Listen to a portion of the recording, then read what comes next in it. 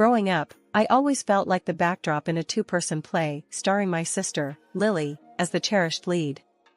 Our parents never tried to hide their preference for her. It was like living in a house where I was the guest, and Lily was the princess. From as early as I can remember, Lily got everything: the best dresses, the new toys, and most importantly, their attention.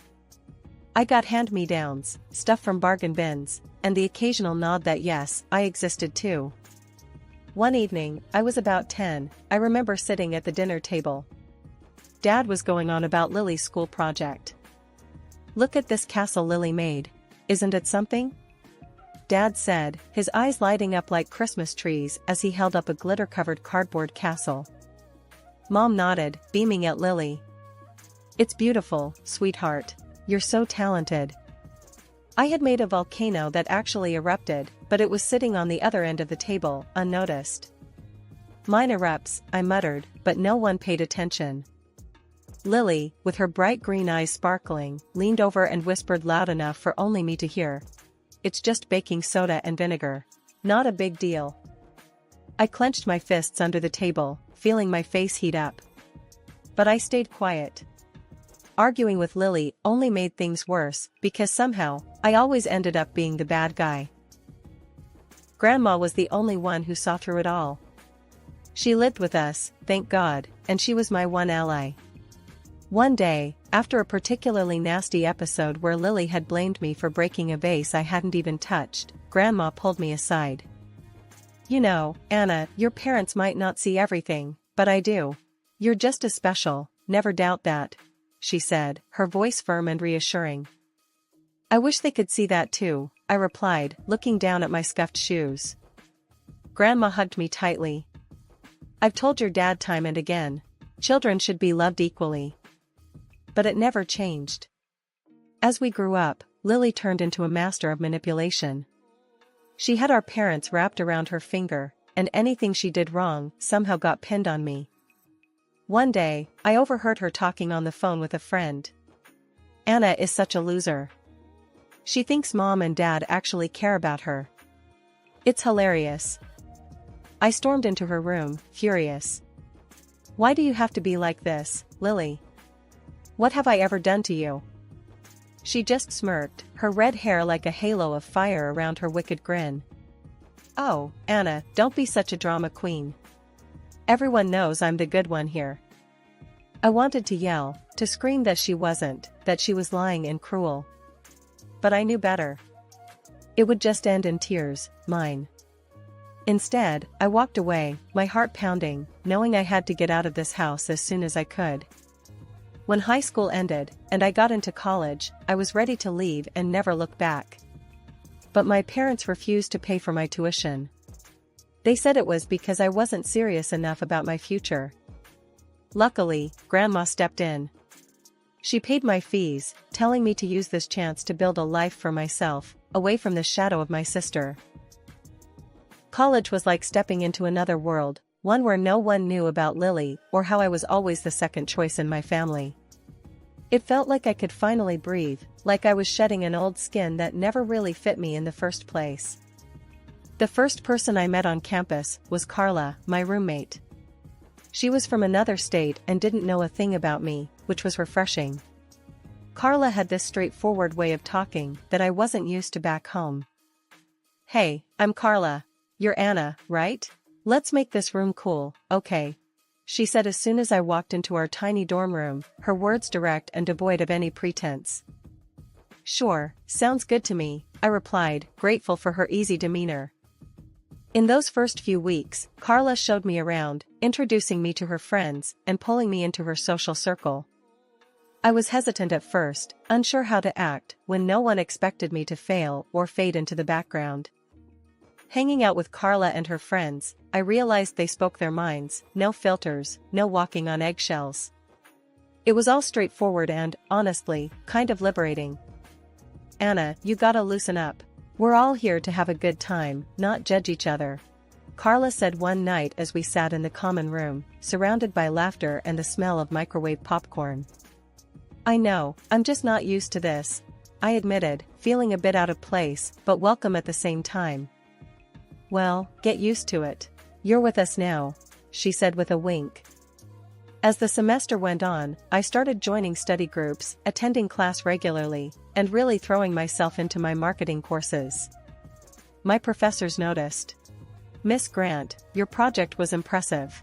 You have a knack for this, Professor Jacobs commented one day after class, handing back a paper I'd written with a high grade on it. Thank you, Professor. I really enjoyed working on it, I said, feeling a pride I hadn't known before. At the end of my first year, I got a summer internship at a local marketing firm. I was over the moon. I called Grandma to tell her the news.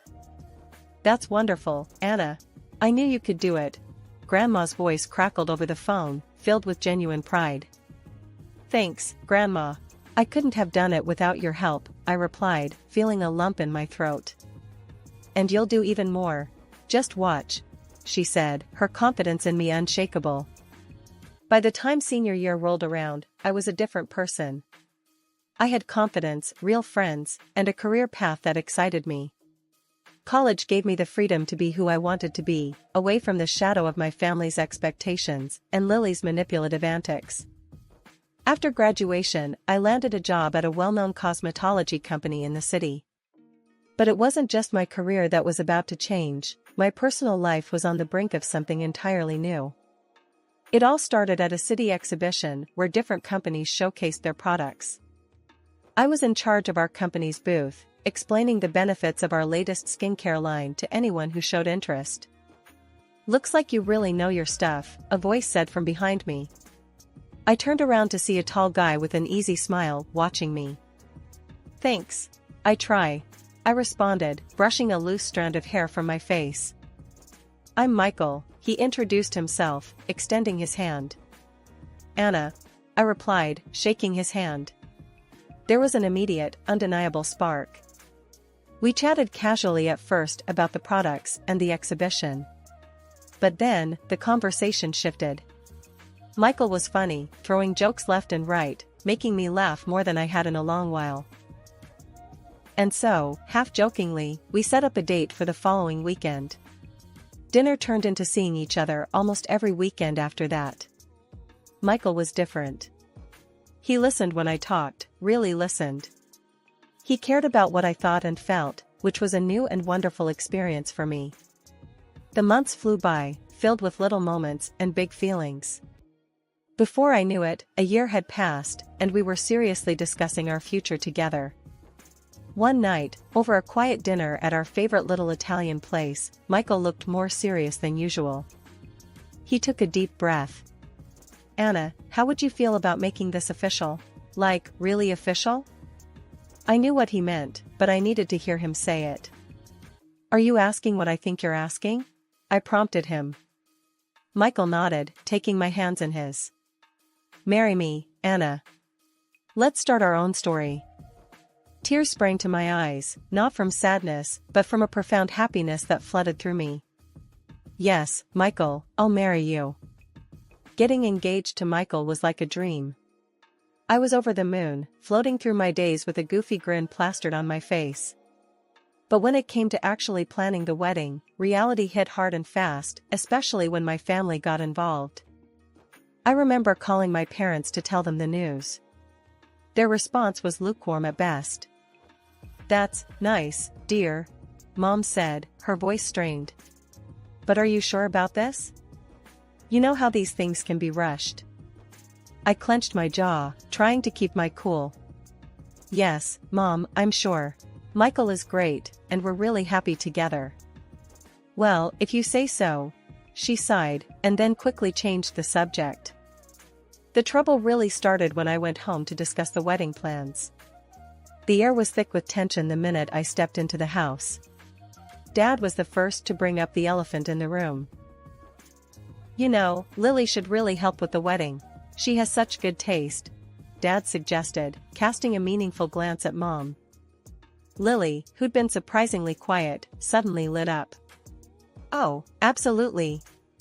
I'd love to help plan your wedding, Anna. I was suspicious. Lily and helping didn't usually go in the same sentence unless it benefited her directly. but before I could decline, Mom chimed in. It would be such a nice way to bond before the big day. And think about it, Anna, with your work schedule, do you really have the time to manage everything? Against my better judgment, I agreed. I was too busy, and maybe, just maybe, Lily had changed. How wrong I was. Weeks went by, and every time I called Lily to check on the progress, she reassured me with her sweetest voice. Everything's under control, sis. I booked the venue, and wait till you see the decorations I planned. 2 weeks before the wedding, I took a day off to see everything for myself. The venue was booked, all right, but that was about it. No caterer, no decorator, no nothing. It was a disaster waiting to happen. I called Lily, my voice shaking with anger. What the hell, Lily? You said everything was taken care of. Oh, calm down, Anna, you're always so dramatic. It's all going to be fine. She brushed me off. Fine? There's nothing done. Were you planning to ruin my wedding? There was a pause on the other end of the line. Then, in a voice dripping with feigned innocence, she said, I don't know what you're talking about. Everything will be ready, trust me. I hung up, fuming. No way I was going to let her mess this up. I called my friend Janet, who had an impressive experience with event planning. Janet, I'm in a bind. Can you help me salvage my wedding? Of course, Anna. Don't worry, we'll make sure your day is perfect. What's done is done. Let's fix this, Janet responded, her voice a lifeline in the chaos. With Janet's help, we started from scratch. It was a mad dash of booking, tasting, and organizing, but slowly things started coming together. The day before the wedding, I confronted Lily again. This time in person. She just shrugged. Look, I did what I could. If that's not enough for you, then maybe you're expecting too much, Lily said, her voice cool and detached. I expected my sister to have my back. Clearly, I was wrong, I replied, my voice steady, despite the anger boiling inside. Despite all the setbacks, the wedding day arrived, and it was everything I had hoped for and more. The venue looked beautiful, the food was delicious, and the music set the perfect mood.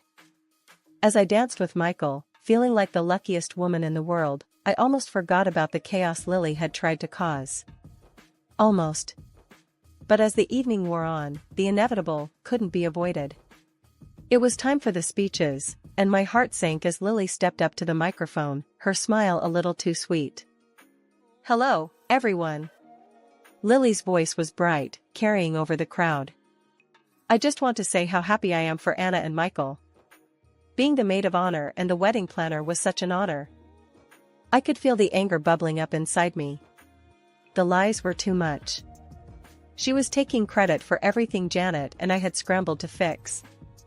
My hands clenched into fists under the table, but Michael squeezed my hand, giving me a look that said, let it go. But then Mom took the microphone from Lily, her eyes glistening with pride, for Lily, not for me. And we need to thank Lily for saving the day. We are so proud of how you stepped up. Anna, you should be grateful to have such a wonderful sister. That was it. I couldn't hold it in any longer. Actually, I started, my voice loud enough to draw every eye in the room to me. I stood, my chair scraping back sharply. I think there's been a misunderstanding. The room went silent, all chatter stopping as everyone waited for what I would say next. Lily didn't plan this, I said, my voice steady, despite the shaking in my legs. 2 weeks before today, I found out nothing was prepared. No flowers, no caterer, not even a cake. If it wasn't for my friend Janet, who is here tonight, this day would have been a disaster. Lily stood up, her chair clattering behind her. That's not true.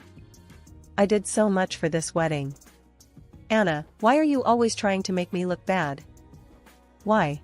You wanted this day to fail. I said, turning to face him, then the crowd. I have the emails from the vendors, messages saying they hadn't heard from anyone until I contacted them. Lily's expression faltered, then burst into tears, running from the room. The dramatic exit, another classic move. The rest of the evening was a blur. Some guests whispered and shot me sympathetic looks, while others seemed to buy into Lily's tearful act. It hurt, but at least now, some people knew the truth. As the party wound down, Michael held me close, whispering, "We're married now. That's all that matters." He was right. Despite the drama, we were together, and that was the most important thing. But as we left the venue, I couldn't help but feel the sting of my family's doubts, and Lily's treachery lingering in the air. Just when I thought things couldn't get any worse, they did. My sister Lily disappeared, leaving behind nothing but her car, her purse, and a damning note that pointed the finger straight at me. The note was a masterstroke in her ongoing drama, claiming my supposed cruelty drove her to think about ending her life. The fallout was immediate and brutal. My parents, already cool towards me thanks to Lily's theatrics at the wedding, now turned ice cold. The phone call from my mom about Lily's disappearance is etched into my mind, her voice cold and accusing. "Anna, your sister is gone. She left a note, and she blames you.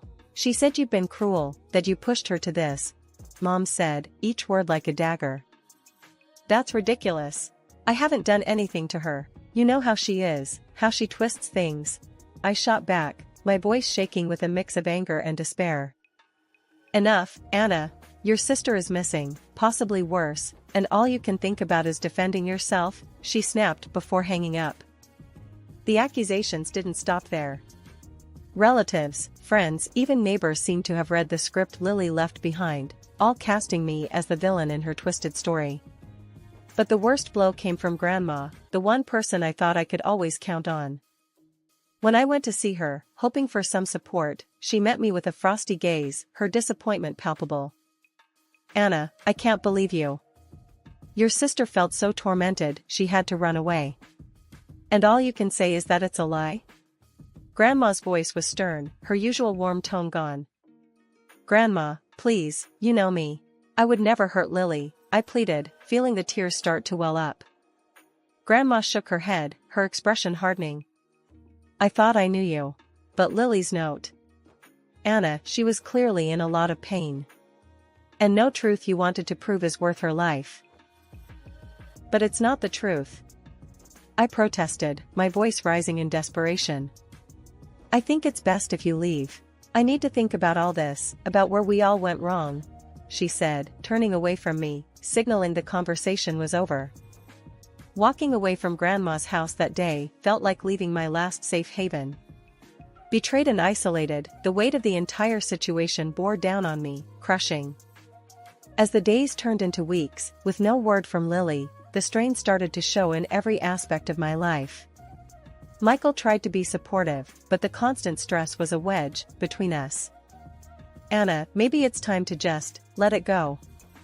Maybe stop trying to defend yourself and just move on," Michael suggested one evening, his voice weary. "How can I move on? My own family thinks I'm a monster. How do we just live with that?" I snapped, frustration boiling over. I felt utterly alone, surrounded by people who either believed the worst about me or didn't know how to help. And with Lily gone, the narrative she crafted seemed to solidify into an undeniable truth in the eyes of everyone around me. With each passing day adding weight to the loneliness I felt. Michael, the one person I believed would always be by my side, had grown distant. His frequent business trips to another city only widened the chasm between us. It wasn't just emotional distance, something tangible had shifted, and the receipt I found one afternoon was the grim proof. Stuffed carelessly between the pages of a magazine on our coffee table was a receipt for women's clothing, expensive clothing, the kind you buy when you want to impress someone. The kind you don't buy for your wife and then forget to mention. At first, denial took over. There must be some explanation, a surprise maybe? But the cold, hard doubt crept in, gnawing at me. After everything with Lily and the family, this felt like another bitter betrayal. I needed answers. I hired a private detective. It felt so cliché, like something out of a bad movie, but what other options did I have? I gave him all the details, Michael's travel schedule, the receipt, everything. He called a couple of weeks later. "I have the results of the investigation," he said, his voice neutral. I'll drop off the full report and the photos tomorrow. It's best if you see everything for yourself. The next day, armed with the report and a sealed envelope of photos, I felt like I was on the verge of a breakdown. But there was one thing I needed to do before confronting Michael. I needed to talk to Grandma. Grandma looked frail, her illness having taken a visible toll on her. But when she saw me, there was a flicker of something in her eyes: surprise, confusion, maybe a hint of relief. "Anna, what are you doing here?" she asked, her voice weaker than I remembered. "I needed to see you," I said, stepping inside, feeling the weight of the envelope in my hand. We sat in her living room, the air thick with unsaid words. I handed her the envelope, watching her hands tremble slightly as she opened it and pulled out the photos. I watched her face as she looked at each photo, her expression shifting from confusion to shock to sadness. Then she looked up at me, tears in her eyes. "Oh, Anna. I had no idea," she whispered, the realization dawning on her. "Grandma, I know things have been awful between us. I know you felt I pushed Lily away, but these show a different story," I said, my voice steady despite the turmoil inside. She reached out, her hand gripping mine tightly. "I was wrong, Anna. I'm so sorry. Your sister, she deceived me too, not just you." Grandma passed away quietly 2 weeks after our last conversation, and we gathered at her house for her will reading. The air was heavy with the scent of old books and faint floral perfume, a smell that always reminded me of Grandma. I sat there, my hands folded in my lap, steeling myself for what was to come. Then the door swung open dramatically, and there she was, Lily, her red hair just as fiery as I remembered, her smirk as smug as ever. The room erupted. My parents burst into tears, rushing to embrace her, cries of joy mingling with sighs of relief. Everyone was shocked, everyone except me. Lily didn't waste a moment, striding over to Michael with that confident swagger, planting a kiss on his lips like she owned him. The gasps that followed were audible, the shock palpable. She turned to face me, that smirk still playing on her lips. "I planned it all, Anna," she said, her voice loud and clear for everyone to hear. "I made sure Grandma would turn against you, thinking she'd leave everything to me. Pretty clever, huh?" The room froze, all eyes on us. Michael moved to sit next to Lily, their hands finding each other like pieces of a sinister puzzle falling into place. I felt the eyes on me, waiting for a breakdown, a scream, tears, anything. But I was done with the theatrics. I met Lily's gaze with a calm I barely felt. "Are you done?" I asked, my voice even. Her smile faltered, not expecting my composure. The notary cleared his throat, ready to read Grandma's will. You could hear a pin drop as he unfolded the papers, his voice solemn. "I, Eleanor Thompson, being of sound mind and body, hereby bequeath all my property and assets to..." There was a pause, a cruel stretch of silence, before he continued. "Anna Grant." Lily's face, Michael's face, it was a picture. The shock, the disbelief, the betrayal. It was all there, raw and unfiltered. Michael looked at me, then at Lily, his expression one of a man defeated. "I knew about everything," I said, my voice carrying across the room. "I knew you were hiding in the city Michael frequently visited for his business trips. I knew about the affair." I pulled out the photos and evidence the detective had gathered and tossed them on the table. The room erupted into chaos, voices raised in shock, anger, disbelief. My parents, still clinging to their golden child, looked at me with eyes full of questions and accusations. Lily and Michael started blubbering, apologies and excuses spilling out. "Anna, please, we didn't mean..." "Save it," I cut them off, my heart hardening against their fake pleas. "I'm filing for divorce, and I want compensation for the betrayal." My statement was met with stunned silence, then more whispers. Lily tried to reach out, tears streaming down her face, but I was done. "You made your choice," I told her coldly. After the meeting, as the room cleared, I stayed back, letting the reality of everything wash over me. The money, the property, it meant nothing compared to the betrayal. I signed the necessary papers, my signature steady, my resolve clear. Life moved on. I settled the divorce, received the compensation, and started rebuilding my life, piece by piece. It was hard, harder than anything I'd ever done. But for the first time in a long time, I felt like I was in control of my own story.